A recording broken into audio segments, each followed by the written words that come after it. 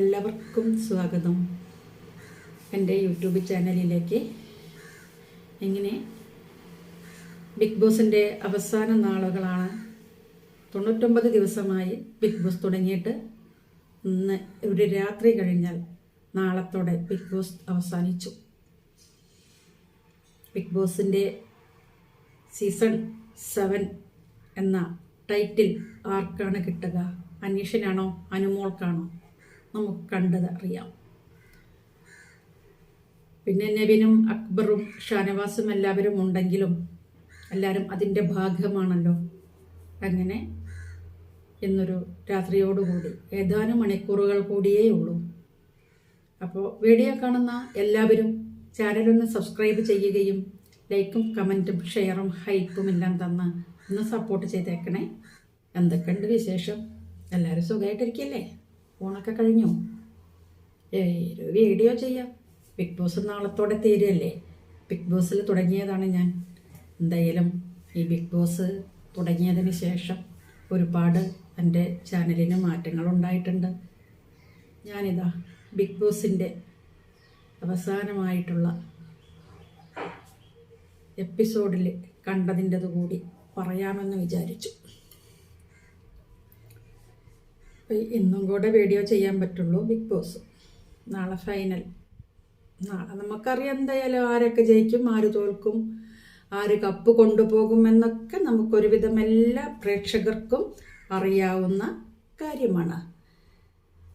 ഇപ്പോൾ 7 പേര് കഴിഞ്ഞ ആഴ്ച ബാക്കി നിൽക്കെ ബിഗ് ബോസ് പുതിയ ഒരു മാറ്റം കൊണ്ടുവന്നു.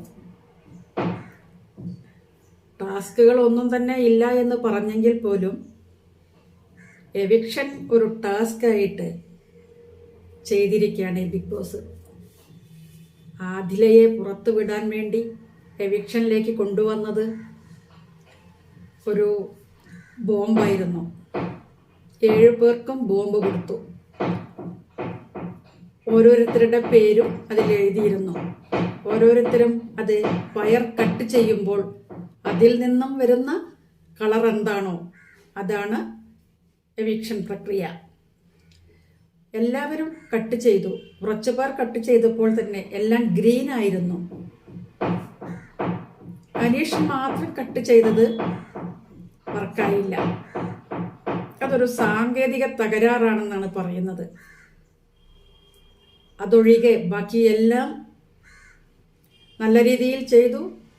ആദിലയുടെ ബോംബ് മാത്രം ചുവന്ന കളറിൽ പുക വരാൻ തുടങ്ങി.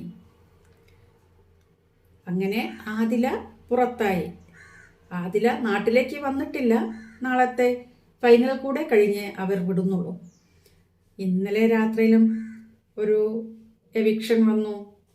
നൂറ പോയിരിക്കുന്നു. നൂറയെ കൂടി ഔട്ടാക്കി കഴിഞ്ഞാൽ അനുമോൾ, അനീഷ്,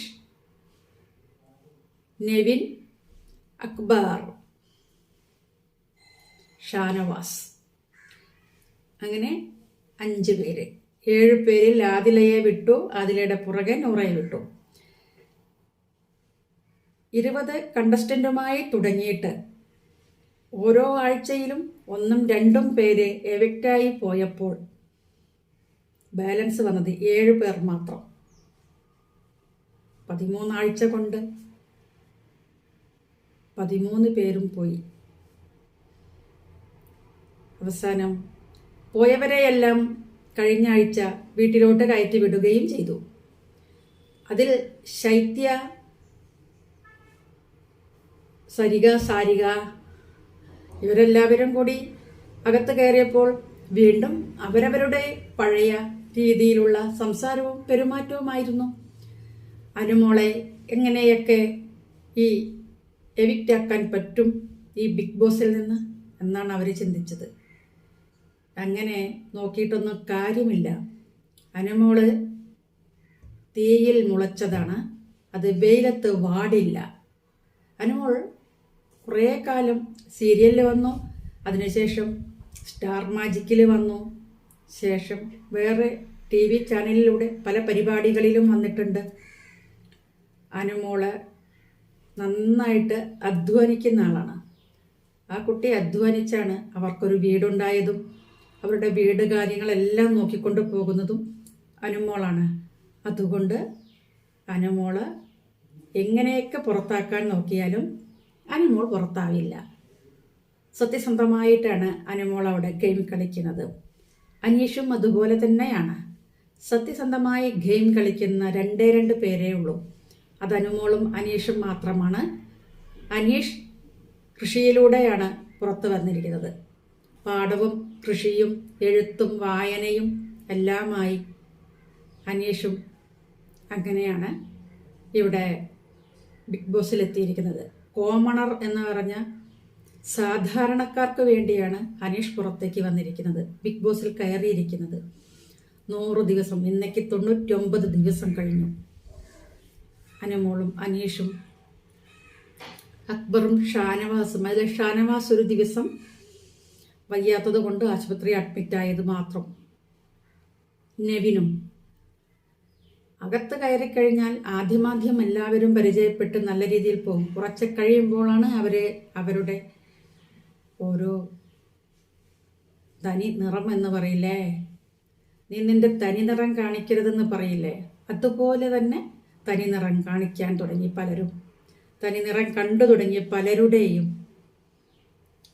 അനുമോളെ നെവിൻ ഒരുപാട് വേദനിപ്പിച്ചു, അക്ബർ ഒരുപാട് വേദനിപ്പിച്ചു.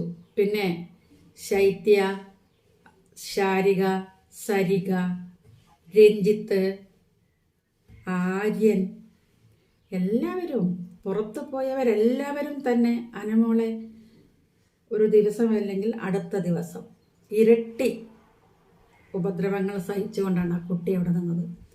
അനുമോൾ അല്ലെങ്കിൽ അനീഷ്, ഈ 2 പേരിൽ ഒരാൾ കപ്പുമായിട്ട് തന്നെ നാളെ വരും.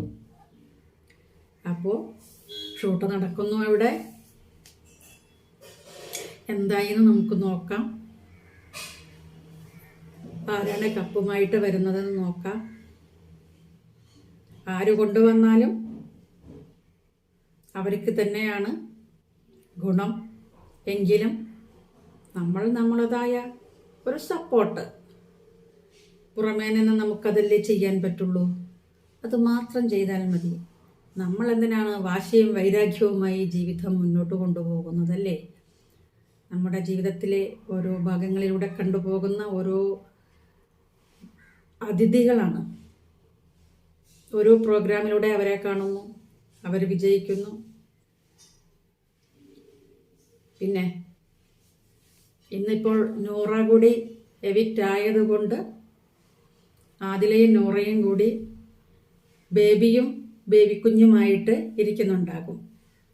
ആദിലയൊന്നും തന്നെ ശരിക്കും അവിടെ ഒരു ടാസ്കും കളിച്ചിട്ടില്ല. അവരുടേതായ എഫർട്ട് ഇട്ട് ഒന്നും തന്നെ ചെയ്തിട്ടില്ല. കുക്കിംഗ് ചെയ്യാനും അറിയില്ല. എന്തൊക്കെയോ കാണിച്ചു കുറേ. എന്തായാലും വിജയിച്ച് വരട്ടെ അല്ലേ? വിജയശ്രീലാളിതരായിട്ട് വരട്ടെ. അനീഷിനും അനുവിനും എല്ലാം ആശംസകളും നേരുന്നു. അനീഷ് കപ്പ് കൊണ്ടുവരട്ടെ. അനീഷ് കൊണ്ടുവന്നാൽ സാധാരണക്കാർക്കുള്ള, കോമണറായിട്ട് പോയത് കൊണ്ട് സാധാരണക്കാർക്കുള്ളൊരു കപ്പ്, ഒരു വിജയം. അതായത് കലാകാരനല്ലെങ്കിലും അയാൾ ഒരു എഴുത്തുകാരനാണ്. കലയുണ്ടെങ്കിലേ അഭിനയിക്കാൻ അറിയണം, എഴുതാൻ അറിയണം, പാടാൻ അറിയണം, ഇതൊക്കെ ഉണ്ട് അതിനകത്ത്. ഡാൻസ് അറിയണം എന്നൊക്കെ പറയണം. ഇതൊന്നും തന്നെ അനീഷിനറിയില്ല. കഥ എഴുതും, അത്രയേ ഉള്ളൂ. അങ്ങനെയാണ് അനീഷ് അവിടെ പോയിട്ട് 99 ദിവസവും നിന്നിരിക്കുന്നത്. ഇനിയിപ്പം ഏതാനും മണിക്കൂറുകൾ മാത്രം ആണ് ബിഗ് ബോസിൻ്റെ ഫൈനലിലേക്ക് പ്രോഗ്രാം കാണാൻ. ഏതാനും മണിക്കൂറുകൾ കഴിഞ്ഞാൽ നമുക്ക് കാണാം. അപ്പം എല്ലാവർക്കും നല്ലൊരു ദിനം നേരുന്നു.